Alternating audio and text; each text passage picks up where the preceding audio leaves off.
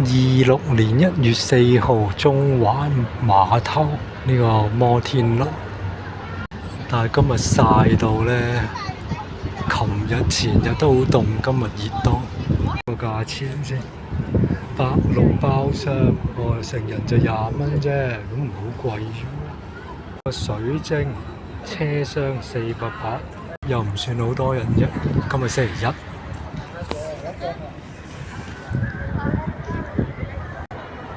就係咁樣，我都坐過一次，好耐之前，啱啱開嗰陣時。哦，呢嚿嘢下邊原來係休息嘅啫，坐嘅啫，冇嘢嘅。有個矛，有個鬧喺度。好，今日順便嚟埋 AIA 玩，不過曬到死。成人就一定係86，嗰個特惠就係細路嘅，齋入場就70，用 QR code 入場。呢啲卡啲代幣入咗落去，曬到我都睇唔到個 mon。呢個一入門口就係呢個。呢個頭先係見到有人玩，而家冇人玩。呢啲係小朋友玩。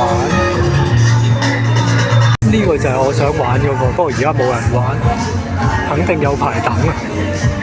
終於唔使曬啦。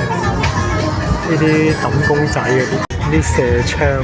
呢個就係 TVB 嗰個，又係揼牙。又係嗰個年年都有嘅過山車，又係冇人玩，因為又係細路仔玩嗰啲充氣上滑梯，唔知咩大排檔。哦，可能係咩 DJ 入邊嗰個，曬到都睇唔到。俾小朋友跳彈床，小朋友玩嗰個跳樓機，不過冇人玩。而家就係噏，又係冇人玩，又係細路仔玩嗰啲。